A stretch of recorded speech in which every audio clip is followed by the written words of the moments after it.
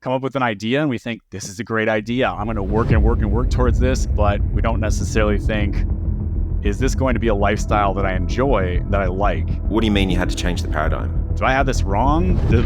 Was my estimation wrong? Was my market fit idea wrong with this? I underestimated it, and I realized once I started the company how ingrained it was and how much work it was going to be to change that. What do you do better than or differently to your competitors? One of the things that's been really, really important to us from the beginning is... Peter Groth, welcome to the show. Thank you, Ryan. It's great to be here. So let's start off with something pretty spicy. Okay, so what was the biggest roadblock that you encountered when you started Dyslexia Connect? Yeah, absolutely. The biggest roadblock I encountered was trying to change the paradigm that dyslexia tutoring needs to be in person to be successful, and actually showing that it can be tremendously successful in the online environment. That was the biggest hurdle I faced. Talk me through that a little bit more. Like, what do you mean you had to change the paradigm? So up to that point, Dyslexia Connect was the first online dyslexia tutoring service available. And I guess when I was starting the company, I thought that the main part of that reason was just that people hadn't really figured out how to sort of adapt it or move it to the online environment yet. And that's the main reason why there wasn't anybody offering that. But I realized once I was starting the company, and especially once I got it started, that it was very much that idea that dyslexia tutoring has to be in person to work. The reason for that is that the method that I'm trained in, that most dyslexia tutors are trained in, has a strong emphasis on multisensory elements.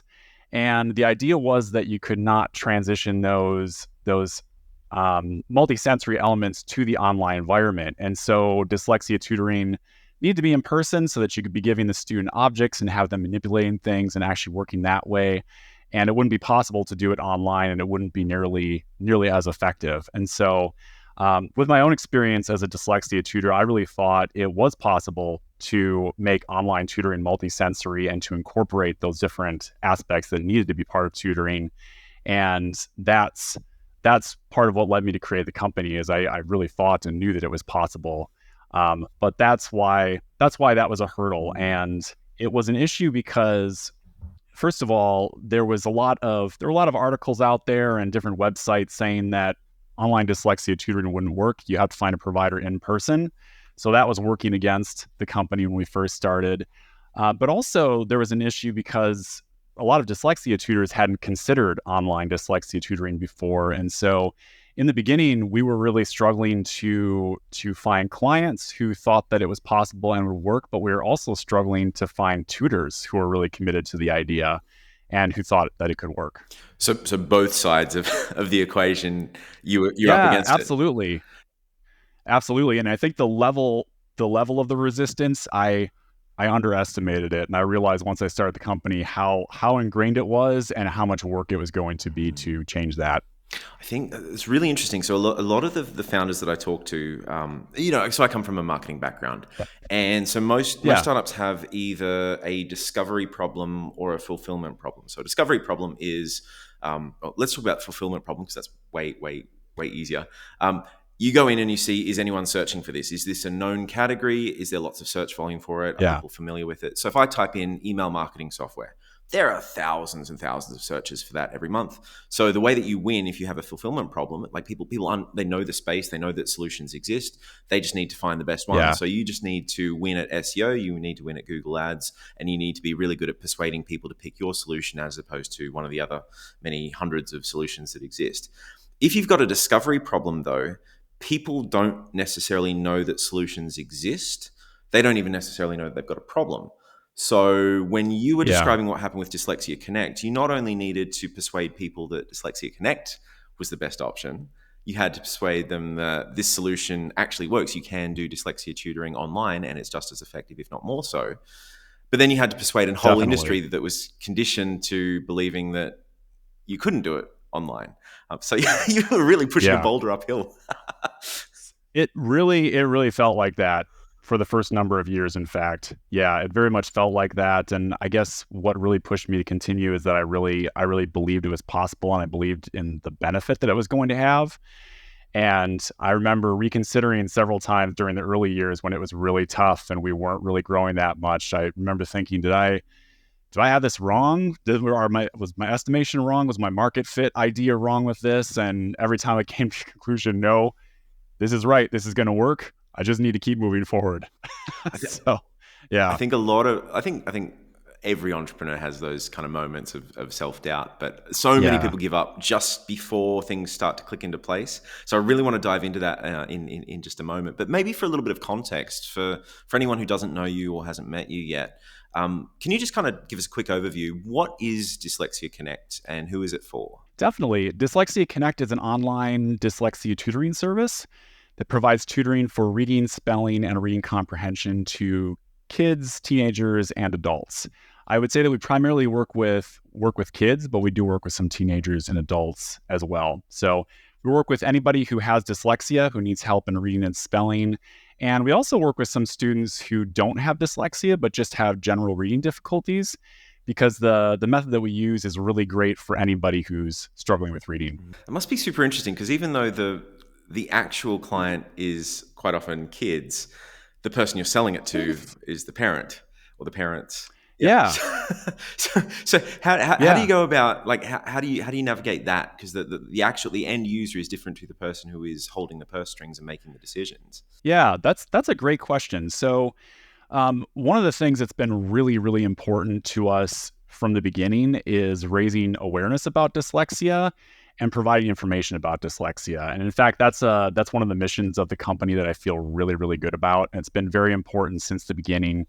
So we provide online dyslexia tutoring, but we also want to help people better understand dyslexia and how you can help a student with dyslexia improve. And so that's one of the real ways that I think we reach parents, because we have a YouTube channel with videos about dyslexia. We post lots and lots of information about dyslexia pretty much every weekday on social media, and a lot of people find us that way. And we really seek to help parents find their way through the confusing journey that discovering their child has dyslexia can be. Mm. A lot of times, parents will either get a diagnosis of dyslexia for their child from a doctor, a psychologist who specializes in learning issues, or they might just get to a point where they realize, something's going on here. My child's really smart, and they're just having a lot of trouble with reading and spelling. I don't know why this is, and they'll start to actually seek out information that way. And they will discover information about dyslexia and realize, wow, my child obviously has dyslexia. I need to get them help for that. And I would say that probably the majority of the parents who use our service discovered dyslexia that way. They actually just realized a child was struggling a lot, started looking for answers, and sometimes they ended up finding those answers via our social media outreach or our YouTube channel. And so that's a way that we really connect with parents. Can you run me through just what's the origin story? How did you come up with the idea? How did you get started?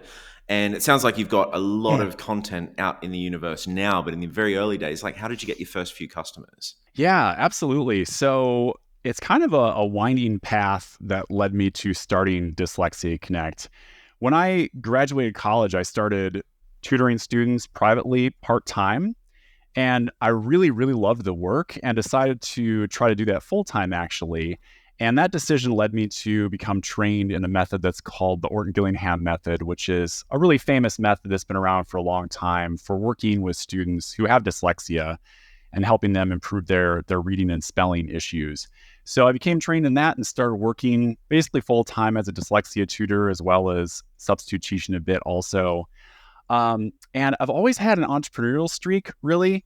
In 2006, I actually started a company called Adventure French, which was creating French language learning materials for kids who are homeschooled. And part of my interest in that community came from the fact that I was homeschooled myself as well, through school and through high school until I went to college.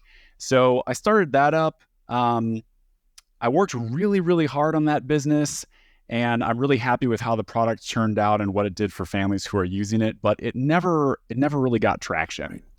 So some years later, I ended up closing that business. But I mentioned that in the story of Dyslexia Connect because I often joke about that experience being my MBA program. So I feel like the amount I learned from that experience, I can't really underestimate. I learned a whole lot about what works, doesn't work, and that experience had a tremendously positive effect when I started Dyslexia Connect later on. So some more years went by when I was just tutoring full time, basically, and then in 2009, I really started to become interested in online education. It seemed like a lot of things were going online. There was a lot of dyslexia tutoring, or I shouldn't say dyslexia tutoring, but general tutoring going on online. And I really started to get excited about starting another company and really, digging into entrepreneurship again. And I think that's one of those times in my life where I realized how much it's really in my blood, because I can't seem to avoid it. I love it. I love it. It's exciting. It's interesting. And a couple times in my life, I thought I'd kind of go do something else and leave it behind. It just doesn't work that way. Like, I just kind of got back into it. So I spent some time thinking about what I might be able to do. And in early 2010, I thought, well, parents are always talking to me about the fact that they have trouble finding dyslexia tutors. There's no central place they can go to find a listing for dyslexia tutoring. It's really difficult. There aren't enough providers around in certain areas. Sometimes they have a 2 or 3 year wait list. I would talk to parents who are driving 2 or 3 hours round trip to get to somebody who had this specific training, sometimes 2 or 3 times a week. And so I thought, I should really start a website that has dyslexia information and a provider directory. So I thought about that for a while, and I thought that'd be a good step, but it still wouldn't solve the problem that a lot of people don't live close to providers. And that led me down the path of thinking, well, would it be possible to actually offer dyslexia tutoring online? And I think once I had the idea and I thought more about it, I became really, really excited about it and thought that it would just be a really great solution that would help people get the help they need wherever they're living. And at that point, I started working really, really hard towards that. Probably for the next 8 months, I started figuring out how it would work. I developed all the materials that we would be using online. I figured out a meeting software solution that we could use for the actual online sessions. And I also learned how to do some basic coding in Flash. I'm not a programmer myself. I'm not a technical founder in that sense. I did not have that experience working with programming, but I ended up doing that because I just really, really needed some applications that would kind of replicate activities I did in person in the online environment to make tutoring engaging and fun and offer the same experience. So I did all that, spent a lot of time just at my computer working. And then November 2010 is when I started with the first student through the company. And your question about the first client, actually, the first person I taught online, in the beginning, I did all the teaching myself. The first student was actually somebody who reached out about tutoring in person. And they lived maybe 20 or 30 minutes away from me. And I said, well, would you be interested in trying tutoring online? Because I have this solution now, and if you're interested, we can do that. And so that was the first student who ever worked with the company. Wow. And how did you go from, sort of 1 to 10 or 1 to 100? Like how did you get them that sort of initial traction to begin with? Yeah. So that initial traction, it was very slow in the beginning. I would say probably for the first 4 or 5 months, we had a couple of students, we had some interest, and then things would fall through. So going into the summer of 2011, I really thought I needed to do something to kickstart everything. So I started advertising more online, and offering tutoring at very heavily discounted rates. For example, maybe 1/4 of the normal going rate, 1/5 of the normal going rate for dyslexia tutoring, because I really wanted people to try it and see that it would work and that it was possible and move forward. And that's the thing that actually helped the company start to grow and start to get some numbers. So we started getting more and more students, and I think by the end of that summer, I think I was tutoring, maybe it's about 60 hours a week or 62 hours a week myself, and a lot of hours. And then in September, I hired my first tutor who would work with the company and she's still with us actually. So Really? yeah, Wow. yeah, yep. She's still tutoring with us, which is fantastic. I'm Wow. so glad she's still around with us. Did you mentioned earlier that you had a difficult time initially recruiting tutors because there was still that prevailing belief that no, it has to be done in person, it can't be done online. Yeah, Like what was different about that tutor? Like was it difficult to persuade them or I think it seemed like a very good opportunity for her because she lived in a smaller area, smaller city or town in the Midwest where there weren't a ton of opportunities for tutoring right around her. right? And so for that reason, she was looking for another solution. She thought, hey, if there's something online, I could possibly do this online and there'd be plenty of students for me to work with. And that's how she found Dyslexia Connect. And I think she was just very open-minded. She thought, hey, if there's some way, I love this job. And from what I remember, she had been working at an in-person tutoring center that had actually closed down. And so she knew she loved the work and wanted to continue doing it, but there weren't any other immediate opportunities in her area. And so she started looking online for that reason. So the whole offering tutoring at a heavily discounted rate. I think a lot of businesses start off by we'll just go way Yeah. cheaper than everybody else, but you can't Yeah. sustain that forever, especially when you got to start paying salaries and everything else. Like at what point Right. did you start moving your rates back up to something that would be a bit more sustainable? Yeah, I had to do that actually at the end of that summer. Mm, So going into fall, and I didn't move them up much, but I moved it up to an amount that would be more mm, sustainable. And then did that again at a certain point when it seemed like it was possible. mm. You're definitely right. You can't really go long term with offering heavily discount rates because you need to be able to pay your staff and pay your tutors. And in fact, I noticed at a certain point that I think our rates were actually working against us in the sense that people were not taking us seriously necessarily Ah, because we were priced very, very, very far below our competition. And um, that's an interesting aspect. I feel like at one point, once I got to the level where it was kind of in the ballpark of other services, still very affordable and kind of a budget solution still, but at least in the ballpark, it felt like that actually increased our legitimacy mm. because I think some people wondered why on earth there was this service offering this service that was so discounted compared to other options that they could offer. So I think that is an aspect that people have to think of when they're considering pricing as well, which is something that I maybe didn't think of originally. I think that's so interesting because there is like pricing's not an easy thing. Everyone thinks it's straightforward. You just stick a No. pricing up there, but trying to figure out how much to charge and is it the right amount. But Yep. even something as simple as like oh, it's a quarter of what everyone else is charging. What's wrong with it? And you really don't want that that Exactly. going through people's heads. Just a bit, Yep. bit of a tangent, but if you were starting Dyslexia Connect today with what you know now, would you still have priced it like that in the beginning? Because I think like there's a lot of advantages. People are more willing to give it a go, but there's some Yeah. disadvantages as well. How would you have approached it if you had your time over again?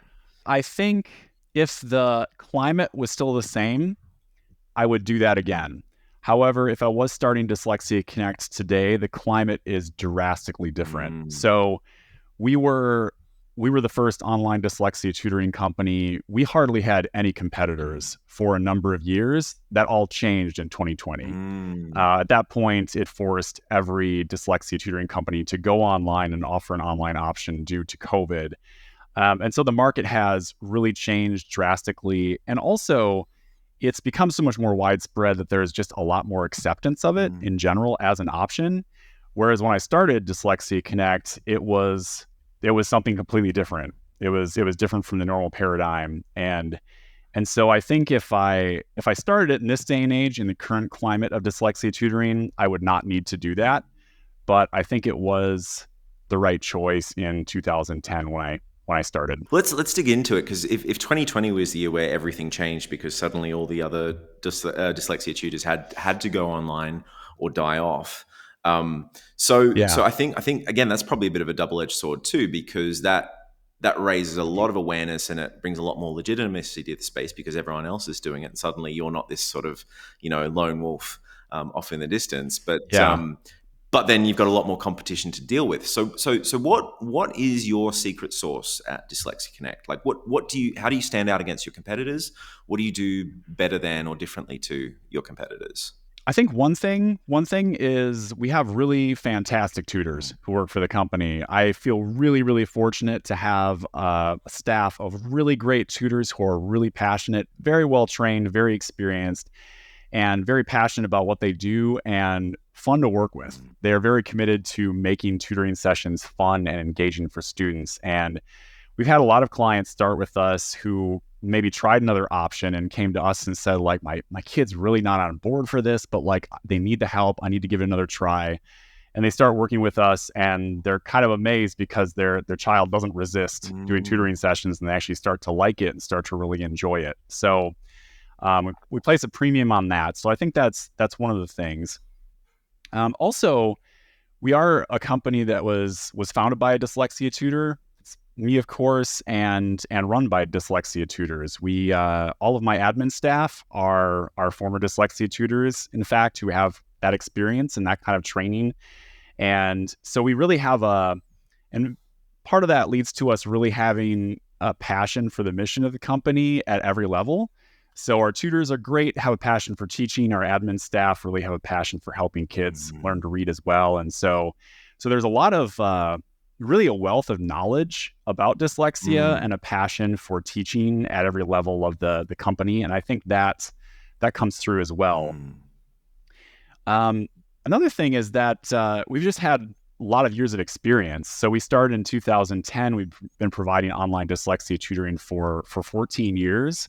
Sometimes that's 10 years longer than a competitor that a client might be looking at. And so, and that time has given us a lot of time to really help our system work really smoothly and the delivery of tutoring be really, really great and easy. And so I think that makes a difference as well. Another thing is we are still very affordable compared to a lot of options, and we have very transparent billing policies. Everything's completely clear and upfront. And initial testing that a lot of companies do, it might cost several $1,000s just to get your foot in the door and get started with tutoring. We offer that for free. Oh, wow. And yeah, so there's no barrier to entry. We just have a flat rate for each of our tutoring plans every month, no additional costs or fees beyond that. And so I think that helps clients know that they can really trust us. And we also don't require contracts. People stay with us because it really works. So they don't need to sign up for a certain amount of months when they start with us. We just go month by month. So see, I think that's really powerful because you're only going to keep someone if you're delivering every single session, and they know that. Yeah, they appreciate that. Yeah, that makes a lot of sense. Hey, it's Ryan here. I'm glad you're enjoying the video. Listen, if you want to meet me or some of the people that I interview, you should really join the StartupSauce SaaS founder community. It's a private Slack group for SaaS founders based outside of Silicon Valley who are past the idea stage and want to focus on growth. About 30% of our members are doing over $1 million a year in revenue, so it's a pretty high caliber group. You'll get access to regular mastermind calls and workshops, and every week we share exclusive marketing tactics and resources that you can use to grow your business faster. So, if you want to give yourself an unfair advantage and learn from other SaaS founders who are 1 or 2 steps ahead of you, head over to startupsauce.com and sign up. I think there's a link in the description down below as well. Anyway, I'll see you in there. I want to dive in a little bit into some of the systems and processes that you use, because now yours is more of a productized service with like a marketplace element to it. I know you've done a really good job of systemizing everything, having good processes for everything, but for both sides of that marketplace as well. And your business lives or dies on how well you deliver, not just the services, but the processes that you use to deliver those services in the first place. So tell me a bit about what the onboarding experience is like for a brand new client. Almost everybody who starts with us goes through a free trial process that we offer. We offer a free trial for anybody who's interested in our tutoring. And that free trial includes an online tutoring session that lasts usually about 40 minutes to 55 minutes. So when they sign up, we go ahead and schedule that, and they're able to do that session. And the session serves 2 really important purposes. First of all, it allows the parent and the student to get a sense of what online dyslexia tutoring with Dyslexia Connect is like.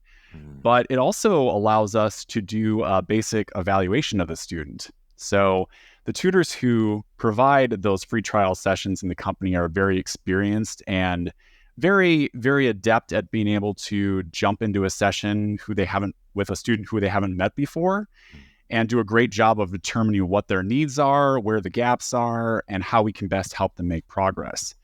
And when that trial session is completed, there is a trial session report that the tutor generates, and we use that for our own purposes and keep it for our own records. And we also send that to the parents, in fact, so they can kind of see what we have observed and how we might be able to help the student. And that's a really great guideline. That trial session report gives us a great idea of where we need to start with the student. And if the parent does decide to start regular tutoring, we pass that report on to the regular tutor who they're going to be working with.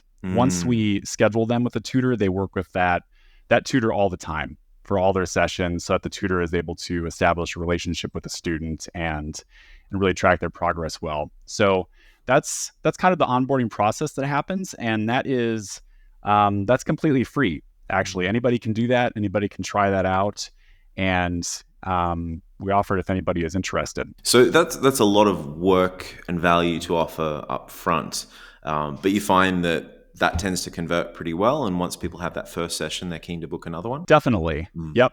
Yeah. The conversion rate is good for that. And it's great to give people a chance to see what the sessions are like. And I have a lot of faith and confidence in our tutors, and I think they offer a really great experience. And so if the parent and the student try a session, I'm confident that the student's going to have a really good experience, and that they are either going to consider us at the top of the list for the options they're considering, or we will be at the top of the list after that. So so it works very well for us, and that's actually something we've been using since the very beginning. That free trial process has been around. It's much more detailed now, and the trial session report is something that we developed later on that we didn't have in the very beginning of the company. So we've sort of developed that process and made it smoother and more informative as we've gone on. But the basic system we were using from the beginning.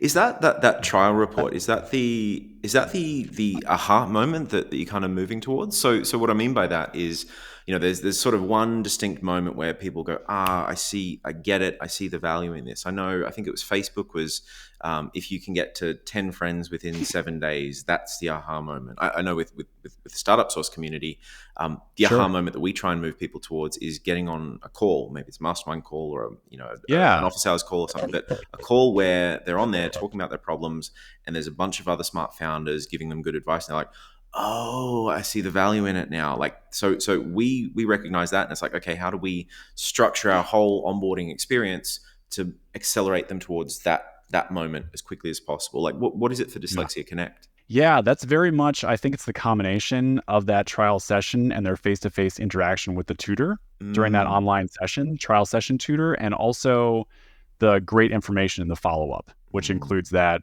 trial session report. So I think they see the session and they realize that the online tutoring session process is really smooth and really enjoyable for their students. And also that lets them know that we're very, very knowledgeable about dyslexia and know what we're doing. And the trial session report and the follow-up email we send with that report, I think really emphasize that as well. And also let the parents see what the path is if they decide to use our service. So it gives them clear steps about how we will move forward and how we will help the student make progress. And then the great thing is, of course, no contracts, so they can go ahead and try tutoring. And typically, the parents in our program start to see progress with their students after 2 or 3 weeks of tutoring sessions, and progress continues consistently from there. Fantastic. So you've got this clear roadmap for them, but not a whole lot of friction or upfront risk. That makes it much easier to say yes. Yeah. Yep. Okay. That's smart. I like that a lot. And just detouring a little bit, because you've got kind of a two-sided marketplace here, what does your onboarding experience look like for new tutors? Like, how do you bring them up to speed quickly? That's a great question. We have a full onboarding system that we developed, and we have a tutor onboarding website, in fact. Oh, So wow. we always interview tutors in person. I do those interviews myself, and if we decide to hire them, to have them work with us, we get them started with the tutor training process, and that is them going to the website, following the process. We have checklists. We have two different stages of training, and we have checklists for both of those that guide them through the process.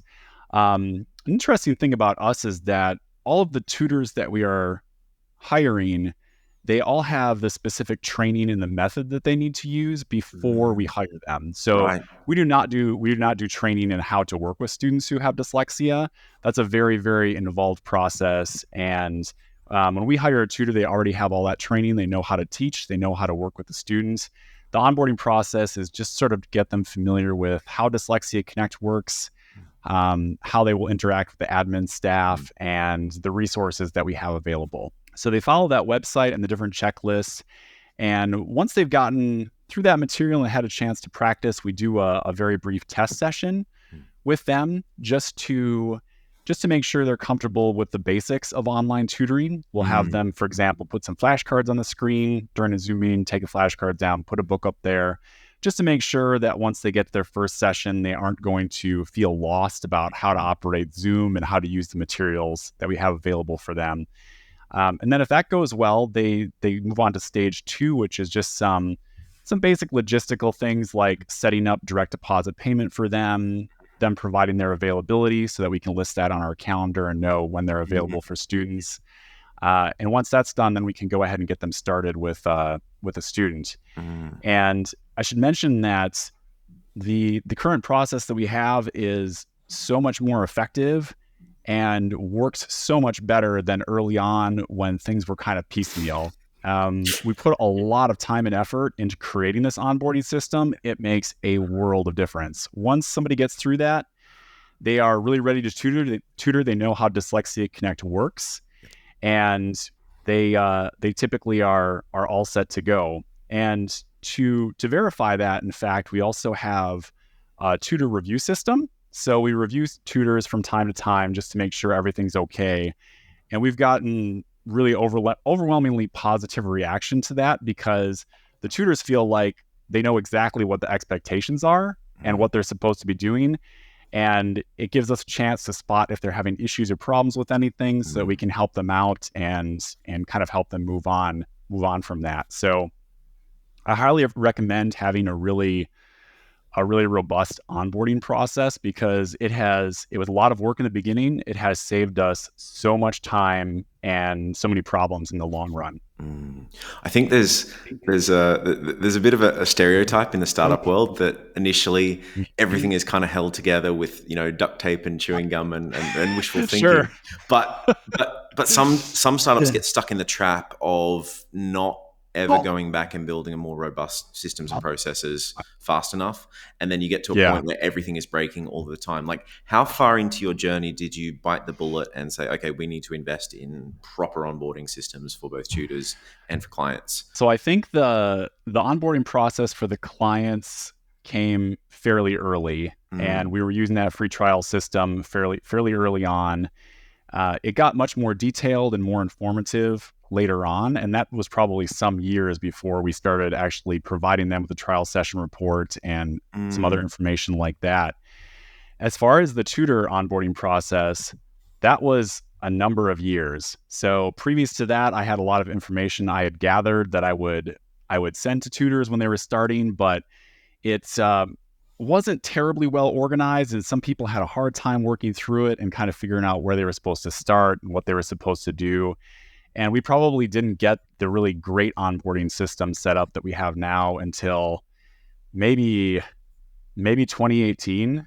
Wow. And so it was some years, 8 years. Yeah. The other system was working, but we also had a lot more churn rate with tutors who wanted to start, but then felt overwhelmed by the training process. and dropped out for that reason. So once we got that system set up, that went way down, in fact. And people have a much easier time getting through training. So it was a number of years, and that was not done until I started hiring admin staff, because I just unfortunately did not have time to dedicate it to that until that point. So you need to grow the business to the point where you had enough revenue to be able to hire someone to take some of the admin workload off your plate, to free up the mental bandwidth and the time to be able to go and put these proper systems in place. I think that's really important, because if you aren't able to delegate to someone else, then you're forever stuck in, instead of building a proper system, you're stuck in doing all the work yourself manually instead of, taking the time to build it properly. So that was a big inflection point for you when you put in this proper onboarding and training system. And you mentioned 2020 was a big inflection point for you as well, because that's when the whole tutoring world went on, or the whole dyslexia tutoring world went online as well. Were there any other big key moments in the kind of journey of your business so far, or that you've noticed? Yeah, definitely. So one of the other really big moments is when I really committed to using social media for content marketing and for spreading information about dyslexia. I had some accounts for the business before 2015, but 2015 was when I think I really had the time and decided I'm going to really dig into this and see how this works, and really start seeing how we can use it for Dyslexia Connect. And that definitely was an inflection point, because I saw the results almost immediately. In fact, that we started having more people sign up for trial sessions, more people were finding our website, and I became very, very committed to it and really started to enjoy it as well. I really like creating custom graphics and doing content marketing and sharing information about dyslexia. So that was a really big point right there. Another thing was when I finally reached the point that I could hire an admin staff person.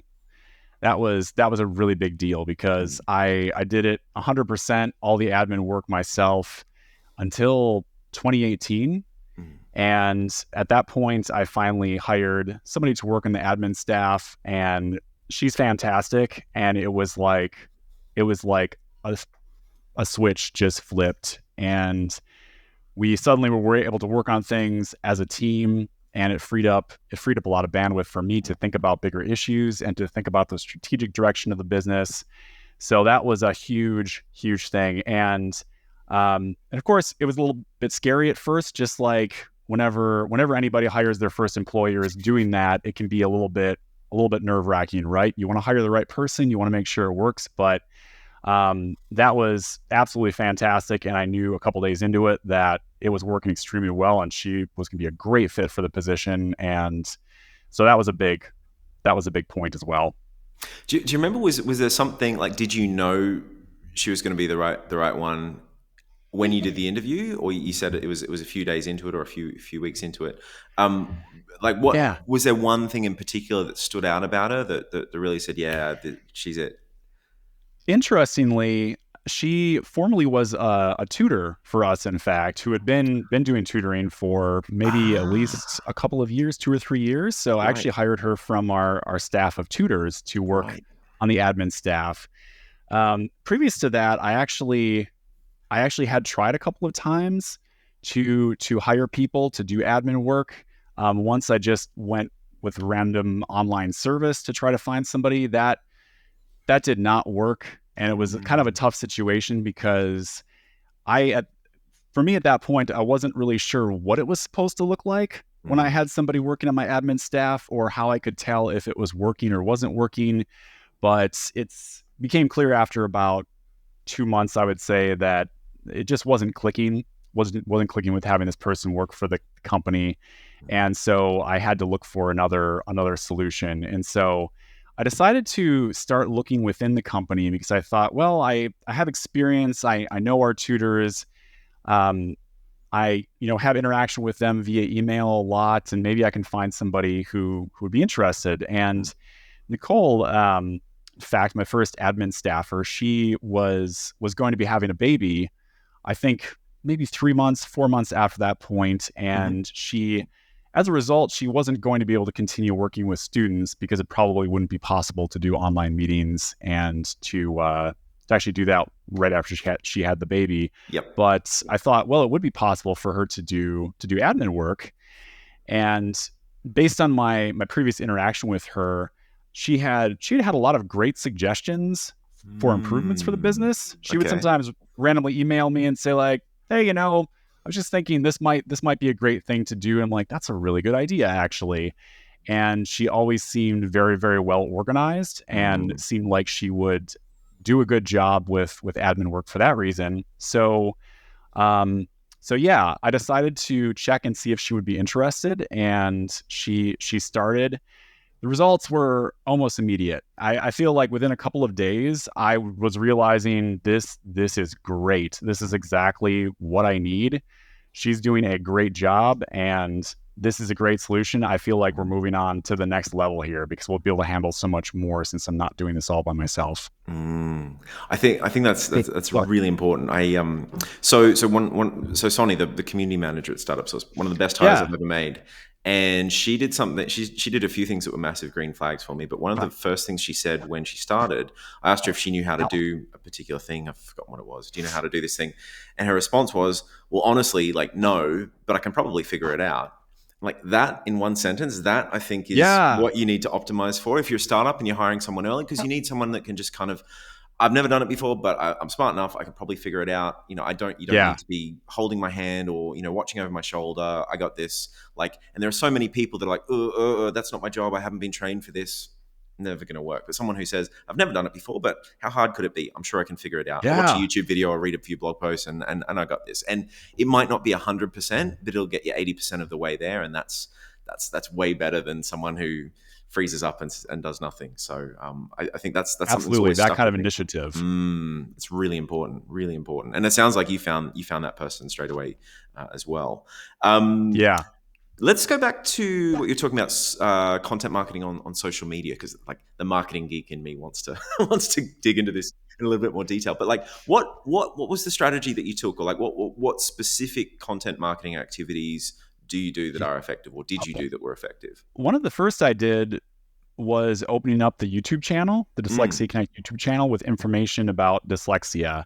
I spent some time looking online to see if there was a lot of information available, and it just seemed like there was kind of a gap in information about dyslexia that parents really would need to figure out what was going on with their child and to be able to get them the right kind of help. So I think I did that in early 2015. I started creating videos, and the videos are pretty basic, but they've got really good content and really good information. And those, after a couple of months, those started doing really well, actually. And a lot of people started finding us through those videos. And I think that also did a lot to boost the legitimacy of the company, because we were putting those videos out there and people were finding them and thinking, this is exactly the information I needed. This person seems to understand exactly what I'm going through right now. And they would connect with us for that reason. So the YouTube channel has been really good. As far as the other strategy, I started in the first few years, I just was doing a lot of reposts, actually, of information and graphics I found. I was connected with a lot of other dyslexia pages online and dyslexia support groups and things like that. And I would just spend a lot of time looking around for good information that I could share with our followers and post on our Facebook page and also Instagram and what was then Twitter. So a lot of that. And then I think after a while, I actually started getting into creating our own graphics. I found a really good software for that and started having enough time. So I started really trying to create our own graphics that would just talk about different parts of dyslexia, different elements of dyslexia, and really help educate parents that way. And so I started creating a lot of those, and a lot of what we share online now are our own signature graphics. Actually, they're ones that I created. I have a pretty big library of them from the past few years, and I still make new ones from time to time as well. And those tend to get quite a few likes, which is great, likes and shares. And in addition to sharing those on our own channels, usually the ones that are the most popular, I will also share those in different dyslexia support groups and also dyslexia tutor groups online. And that's been really helpful because some of those have done very, very well in those groups, because people are always looking for information, and those groups are often looking for content to share. I think a lot of people are reluctant to share stuff in Facebook groups, subreddits, online communities, sometimes just because if you're too self-promotional, people come down on you like a hammer. So so the way of doing it is being helpful and sharing information, as opposed to, we do this thing, if anyone's looking to start a free trial, like here's a link. So you're not salesy about it, or? Exactly. Yeah, it's not salesy at all. In fact, we just share helpful information about dyslexia and helpful graphics about dyslexia. So there's no sales pitch in any of the posts that we do in those groups. It's just all content marketing, helpful information about dyslexia that we share in those. Because you're right, sometimes if people do try to do that, sometimes they end up getting banned from groups, or there's just very negative reactions. So we really just share information about dyslexia, and that's very much what we do on social media in general, on our own channels. Well, share information about dyslexia and help guide people through that journey of getting their kids the help that they need. Do you put the Dyslexia Connect logo or website URL or something on those images? Because I think there's a fine line where if it's purely informational but zero sales, then you're not going to get any benefit about it. But so where do you draw that line? I think is a really important lesson. Exactly. All of the graphics are branded. So they all have our logo on them and our website at the bottom, usually in fairly small font, but enough that it's visible. So so there's that fine line that you have to tread, and that's how we do it. Everything is branded. And also that's good as well, because it helps to make sure that maybe other people aren't sharing it and like passing it off as their own graphic that they've created. So I find that works really well for us. We have the logo and then our website URL at the bottom of the graphic. Right. So people might see the graphic that you, and then they'll see Dyslexia Connect. They'll Google it, going, what on earth is this? And then land on your website or on one of your YouTube videos or all the other content that you've got scattered around the universe now. Yeah. And that's how they come in. So you've got this whole big inbound funnel. That's really clever. I like that a lot. Thank you for indulging me, because the marketing geek in me loves talking about this stuff. I find it fascinating too. Marketing is really, really a fascinating topic for sure. I want to dive into your team, because especially so you've got your team, but then you've got this wider network of tutors as well. And you said everyone's working remotely, right? So how do you maintain a good company culture? How do you get people really kind of bought into that, and feeling, valued as employees, feeling happy, feeling motivated? Like, how do you build that kind of great company culture when everyone's not, all over the place in different time zones, in different cities, 100% remote? Absolutely. We're 100% remote, and I've never met anybody who works for my company in person, actually. So, wow. Yeah, 100% remote. That's how it's been from the beginning. So, so that's a great question. So as far as our admin staff, I have 5 people who work on the admin staff for the company. I do weekly meetings with the admin staff, and those really serve 2 purposes. It helps us address issues that might be going on. It's also just a nice time to socialize a little bit and kind of talk about what's going on, and it can be enjoyable too, just to sort of talk shop a little bit about what's going on with the business and what's going on lately. So I see the admin staff on a weekly basis in weekly meetings I do with them. And for our tutors, we really try to develop a sense of community with them as well. We have a private Facebook group that is just for tutors who work for the company, where they can interact and share different things. We post tutor compliments on there as well. So if we get an email from a client that's just a really nice email, we'll post that in the group so other tutors can see that. Usually if I see a nice email come in like that, I will also email the tutor and just say, hey, great job. This is a really awesome thing that this person said about you. I just wanted to share it. In addition to that, we also host tutor socials from time to time. And those are just open Zoom meetings where anybody can drop in and just hang out and talk. Sometimes we talk about tutoring. Sometimes we just talk about life, how things are going. And that's a great opportunity for tutors to meet each other and feel like they're part of a community, and also to get some face time with the admin staff who they interact with regularly via email. I think there's a lot of value in that. So when it comes to management, whenever I talk to people and they say, like I'm hiring these people, but they keep on quitting, or I can't get this good person because I've hired 3 of them and they didn't work out for whatever reason. Like I think something that people often forget is people very rarely leave just because of money. Most of the time when people quit their job, it's because they don't like the coworkers or they don't like their boss. And the thing that you can control as the boss is both of those things. Like you have control over the coworkers and the way they behave, but you also have control. So you mentioned something that I really like, which is whenever someone says something good, you share that with the person and then you say, hey, well done. Because I think it goes a long way. Like words don't cost anything, but they do have a lot of value. And I think, most people, if you and this is probably some advice that I would give to anyone else out there who's running a business and maybe struggling with management a little bit, or it's not something that comes to them naturally. Anytime someone does something good or a customer says something good about you, I think it's really valuable if you go to the person who did that good job and say, hey, you nailed it. Well done. Like, give them some praise. I think we're very, naturally very, very quick to criticize, but not very quick to praise. And it should be the other way around.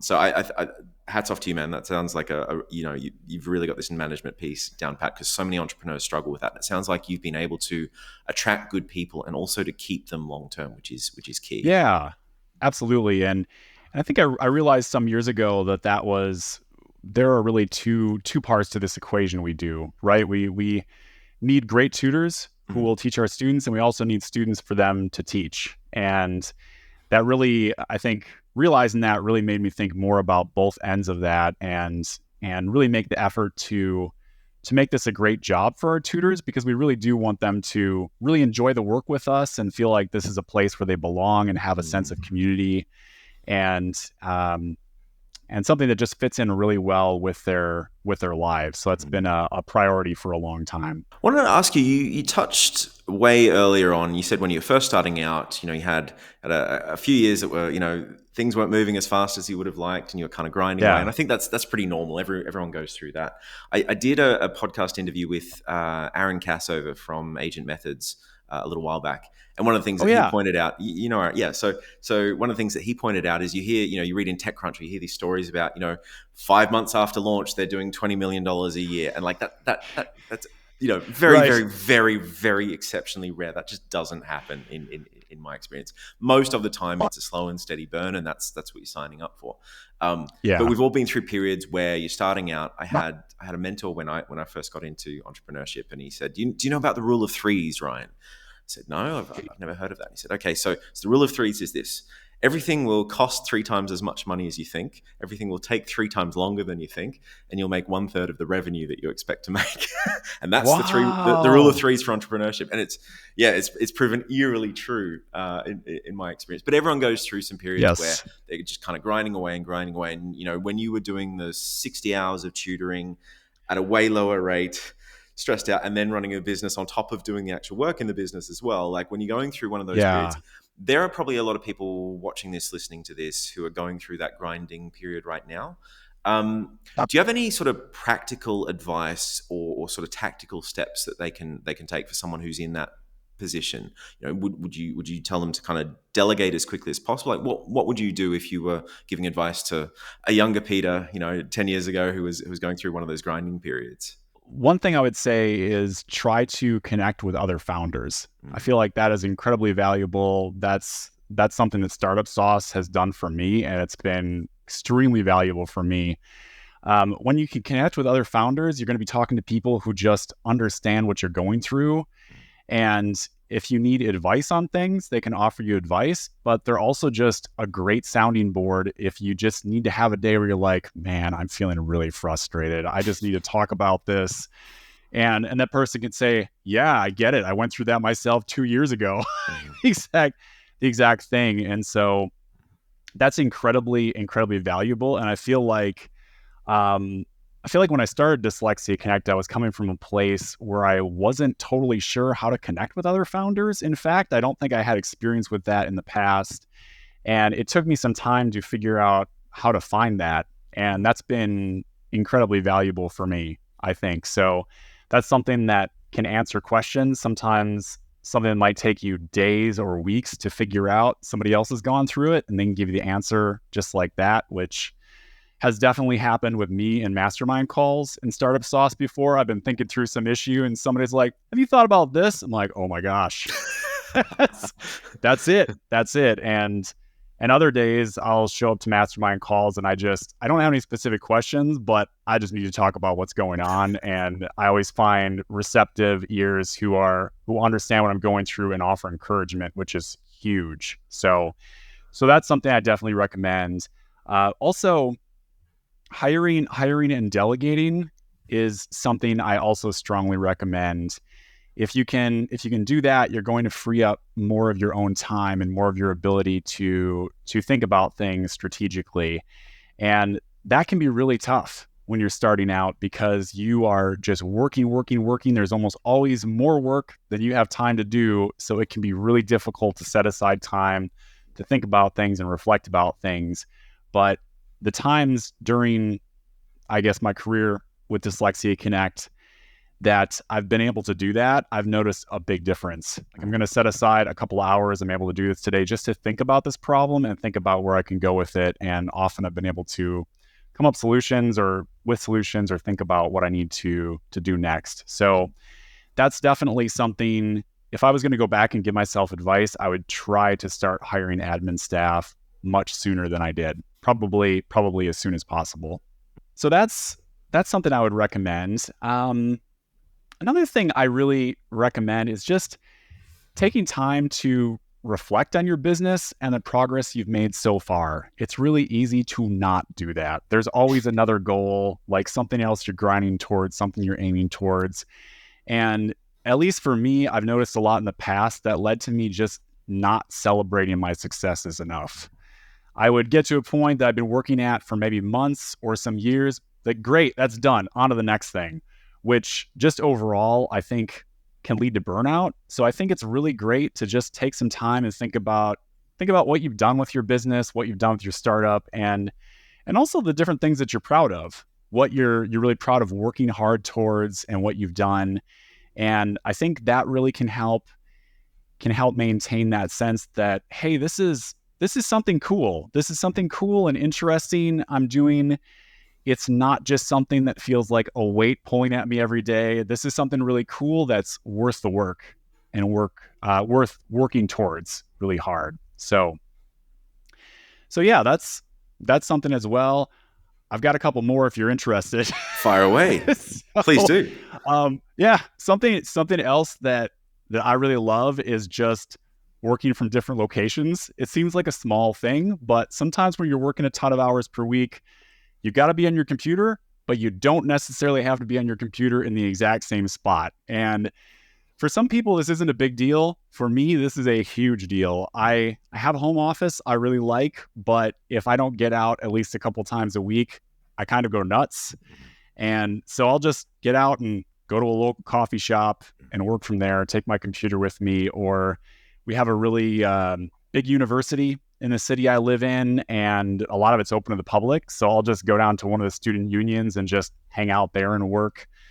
Super fast Wi-Fi, and it's just kind of a cool environment because it feels like exciting things are happening and going on. And so that's something else that's been really helpful for me, is just to kind of mix up the work week. I might be doing the exact same work, but just mixing up a little bit and doing it from different locations gives some variety.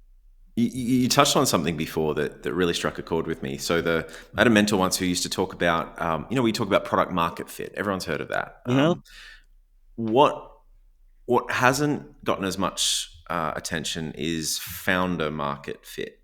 And I said, what on earth is that? So quick aside. So I think it's really important when you're starting a business, mentally think, okay, I'm going to be doing this for the next 10, 20 years of my life. Am I going to be happy doing that? When things aren't going well, if it's not bringing in a lot of money, if I'm stressed out and I'm working a squillion hours for not a lot of cash, am I still going to have the passion? Am I going to be interested in this space enough to persist through those tough periods? Because there are always going to be tough periods. Now, I had an idea years and years and years ago, and it was in the fashion space. And I went to a mentor, and I was so excited. I'm like, this is going to be huge. This is going to be amazing. And he said to me, Ryan, that's a great idea.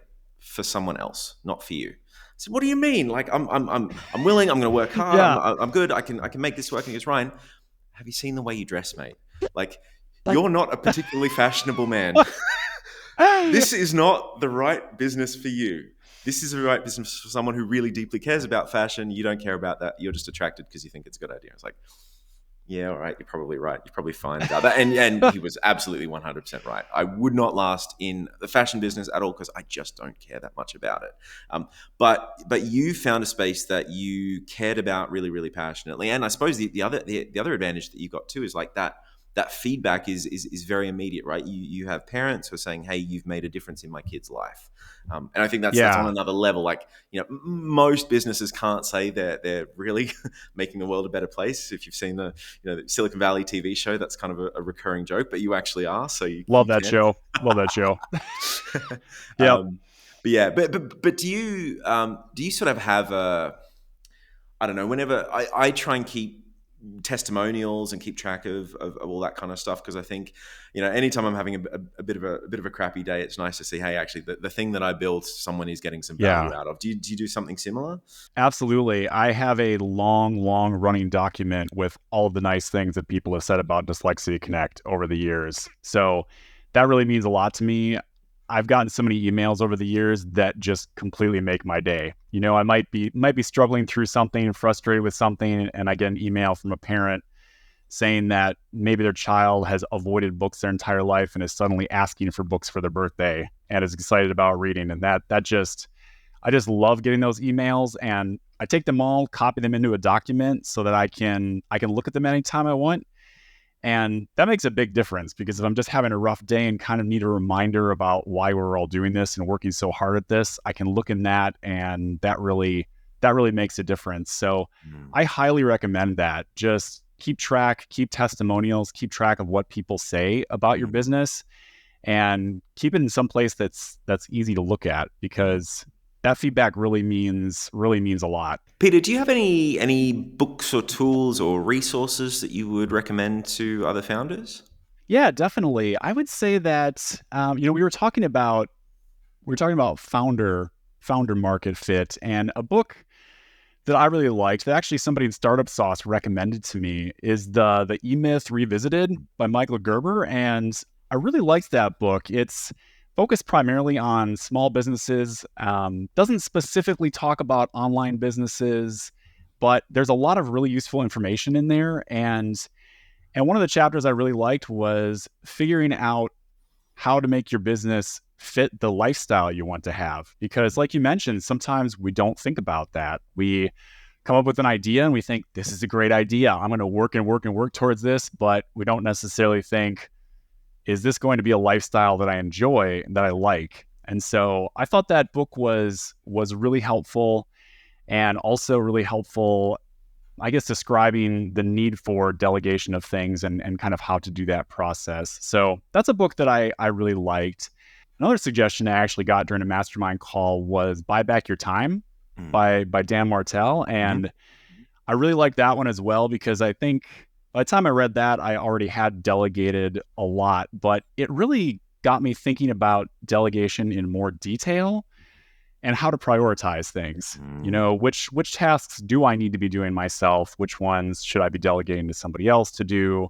How do I decide that? So I think those are two books that I enjoyed, that I thought were very helpful for me. Awesome. Peter, this has been fantastic, mate.